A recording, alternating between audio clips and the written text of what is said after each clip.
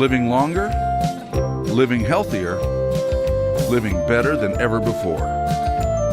Welcome to Mountain Pacific's Healthy Living for Life, a weekly series that gives you the information, education, and expert insight you need to become an active participant in today's ever-changing healthcare climate. Here now is today's program host. Green grass and budding flowers are a welcome sight after months of snow and ice. But for people who suffer from seasonal allergies, spring, summer, and fall can mean months of itchy eyes, sneezing, and coughing. Welcome to Healthy Living for Life, a show dedicated to helping you do just that. I'm Beth Brown, your host. Today I'll talk with a specialist about seasonal and airborne allergies and how those affected can find relief. Stay tuned. Welcome back. Today I'm talking to Dr. David Kluge about air and seasonal allergies. Dr. Kluge is a specialist in ear, nose, and throat with an allergy practice as well. Thanks so much for being here today. Thank you. So let's start out talking about seasonal allergies. Is there a peak time when these allergies flare up?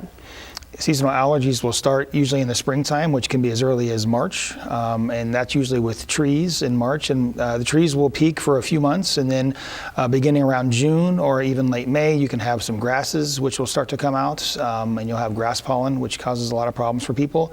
And then towards late June and early July, then a lot of the weeds pollen will come out as well, and that'll persist until we have a couple hard freezes. So even almost as long as Thanksgiving, people can still suffer from seasonal allergies. Wow, okay. And so what are some of the common symptoms that people experience when it comes to seasonal allergies?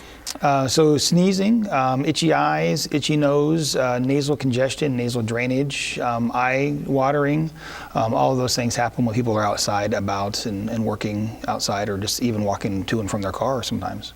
So what exactly is in the air that causes these seasonal allergies and for people to experience those kind of symptoms? So outside, seasonal allergies are going to be pollens for the most part, and that's going to be tree, grass, or weed pollens, which are floating around. And you can kind of determine, based on what time of the year it is, what kind of pollen you might have around. So why do people react to pollen? What's the science there, I guess, that causes people to react to those things in the air? So the pollen is floating around in the air all the time. We can't usually see it. Some pollen you can actually see, like on your car, you'll see a coating of pollen sometimes in the morning. That's usually a bad sign. Mm-hmm. But in general, you don't really see it, but you do breathe it in all the time, and you get it on your skin and your clothes, and so you can get it in your eyes if you itch your eyes, and you're breathing it in all the time. So it causes a lot of nasal symptoms with swelling, congestion, runny nose, and can cause eye swelling. People's eyes can actually swell shut sometimes almost, and a lot of eye drainage and itchiness because they're itching their eyes or they're just getting the wind blowing in their eyes and also getting the pollen that way. Okay, sure. And so how many people would you say in the U.S. are affected by seasonal allergies? Probably almost half the United States is affected at some time or the other with some kind of allergies, either indoor or outdoor allergies. Half the U.S. will have some sort of allergy reaction at some time in their life. Are there more common allergies or common symptoms that people in our area, Montana and Wyoming, would experience compared to other parts of the United States? I think that allergies are pretty universal as far as the symptoms go. It's going to be just the allergic rhinitis symptoms with the sneezing, itchy eyes, itchy nose, or the allergic conjunctivitis symptoms with the itchy eyes, runny eyes, swollen eyes. Those are pretty universal throughout, no matter where you live, with pollens or even indoor allergens as well cause similar symptoms. Okay. And what about hay fever? What exactly is that?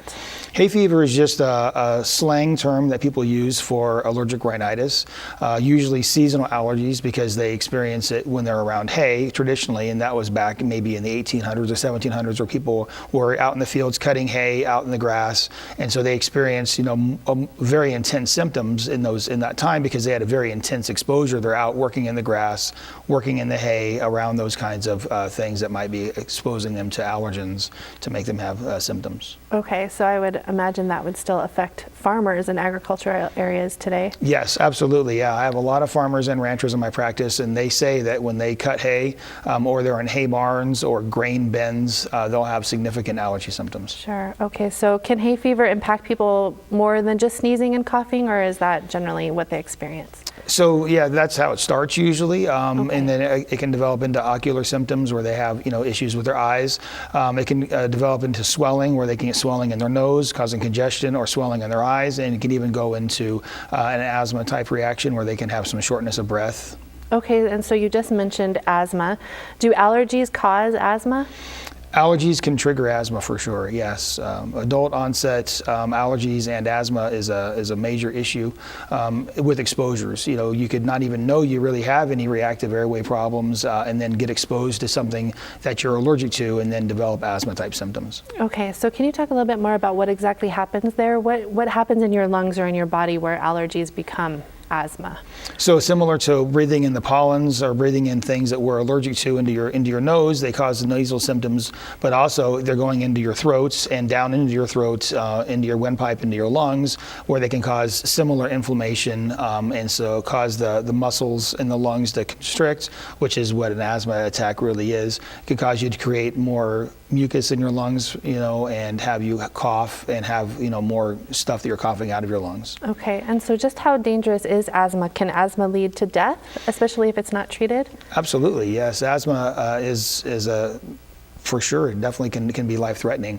It's fairly easy to treat, and so it's a silly way to be sick. But yes, if you ignore it, or if you don't know that you have a certain allergy that it might set you off, and you get exposed to that in a severe magnitude, you can have a severe life-threatening reaction. Okay, can you talk a little bit about when someone should definitely consider seeing a doctor if they're experiencing those kind of breathing issues?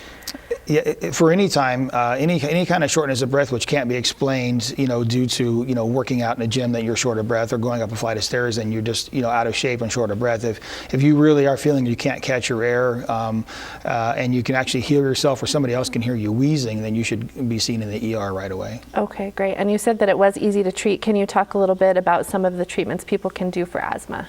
Sure. So you can do treatments as easy as avoiding, you know, what might set off your asthma. If you have allergy-induced asthma, then you can just try to avoid those triggers. You can take traditional allergy medications, which would treat your allergies, and INSO would also treat your asthma as well in that case. And then you can go into inhalers, which would be either emergency inhalers that you would take several times a week at the most if you had to, or you could take a daily inhaler, which is a different kind of inhaler, which you would take every day to avoid the symptoms altogether. Gotcha. Okay, great. Thank you so much, Dr. Kluge. We're going to pause here for just a quick break. But coming up after these messages, we're going to continue our discussion on allergies. Don't go away. We'll be right back in just a couple of minutes. Stay tuned.